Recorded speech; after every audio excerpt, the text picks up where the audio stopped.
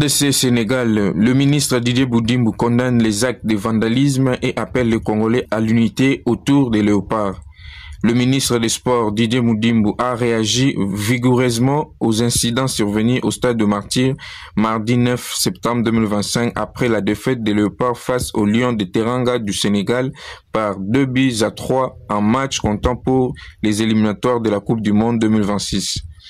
Dans un message publié sur son compte X, les membres du gouvernement ont exprimé sa profonde indignation face aux dégradations constatées dans cette enceinte emblématique.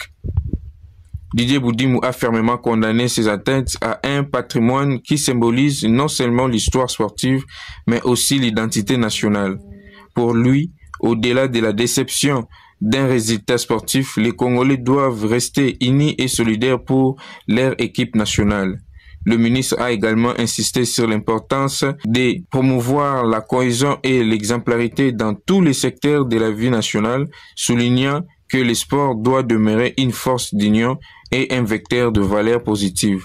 Sur le plan sportif, la RDC a pourtant mené au score durant la première période avant de céder face à l'expérience sénégalaise. Cette défaite compromet sérieusement ses chances de qualification. Les Léopards restent deuxième du groupe B avec 16 points derrière le Sénégal 18 points alors qu'il ne reste que des journées plutôt à discuter. Un appel clair à l'apaisement et au sursaut collectif. L'artiste musicienne Mbiliabel et son producteur ont commis un accident et sont hospitalisés.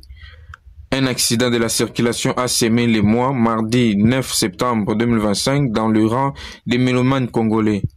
La légendaire chanteuse du rumba congolaise, Mbiliabel, a été victime d'un grave accident alors qu'elle s'est rendue à l'aéroport international de Njili.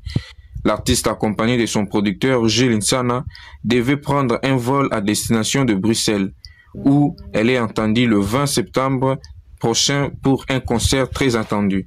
Le drame est survenu aux premières heures de la matinée sur la route de poids lourd, l'un des axes le plus fréquentés plutôt et accidentogène de Kinshasa. Selon le premier témoignage, le véhicule transportant Mbiliabel aurait perdu le contrôle à la suite d'une manœuvre brusque avant de finir sa course contre une autre voiture. L'accident a provoqué une forte frayeur, suscitant une grande inquiétude parmi les riverains et les proches de l'artiste. Les deux victimes ont été immédiatement évacuées en urgence vers un hôpital de la capitale. Pour l'instant, aucun communiqué officiel n'a précisé la gravité de leurs blessures ni leur état de santé actuel, même si des sources hospitalières rassurent sur la prise en charge rapide de l'icône de la rumba et de son producteur. Surnommé Cléopâtre pour sa prestance scénique, Mbiliabel demeure une figure incontournable de la musique congolaise.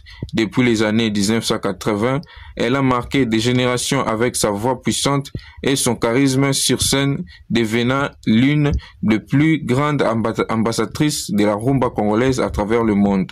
La nouvelle de cet accident a suscité une vive émotion sur les réseaux sociaux où de nombreux fans, artistes et mélomanes expriment déjà leur vœu de prompt rétablissement. Tous espèrent la revoir rapidement sur scène, fidèle à son aura et à son énergie légendaire. Au total, 89 morts dans des attaques terroristes à Lubero et à Beni. Le gouvernement promet justice pour les victimes.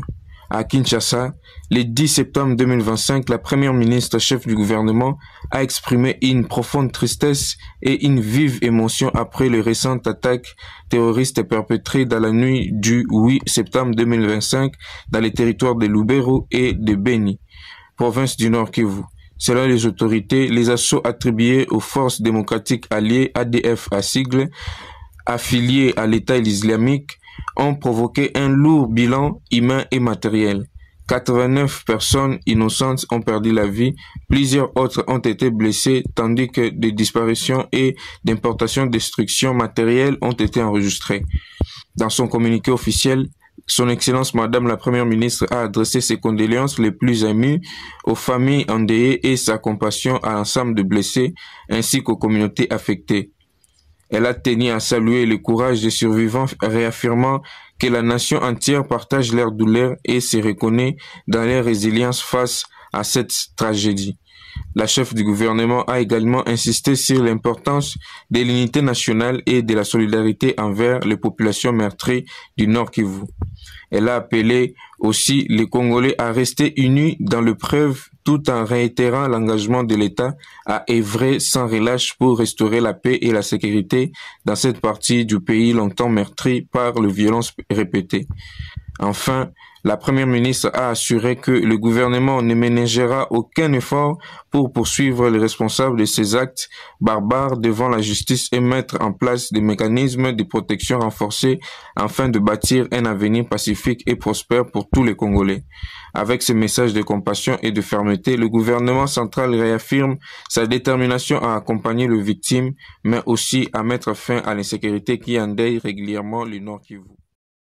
Au Nord Kivu, 71 civils massacrés par les ADF en Toyo, l'indifférence persiste.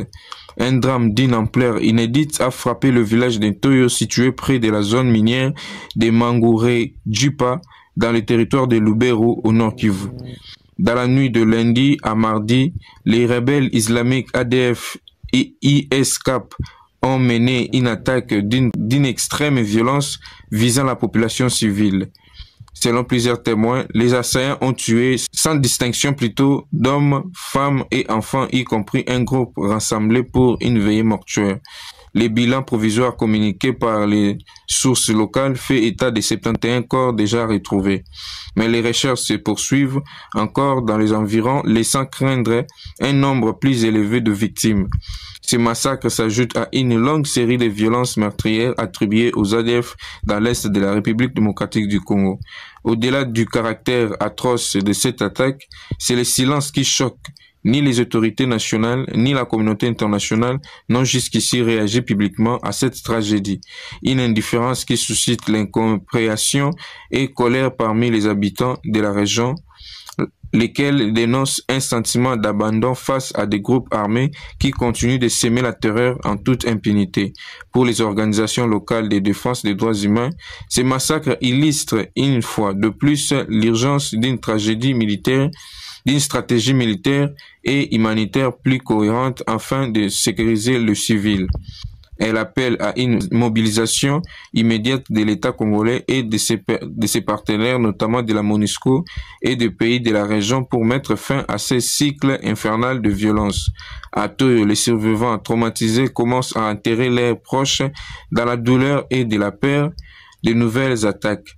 Le Nord Kivu, déjà ravagé par des années de conflits, compte aujourd'hui une tragédie supplémentaire, symbole d'un conflit qui s'éternise dans l'indifférence quasi générale.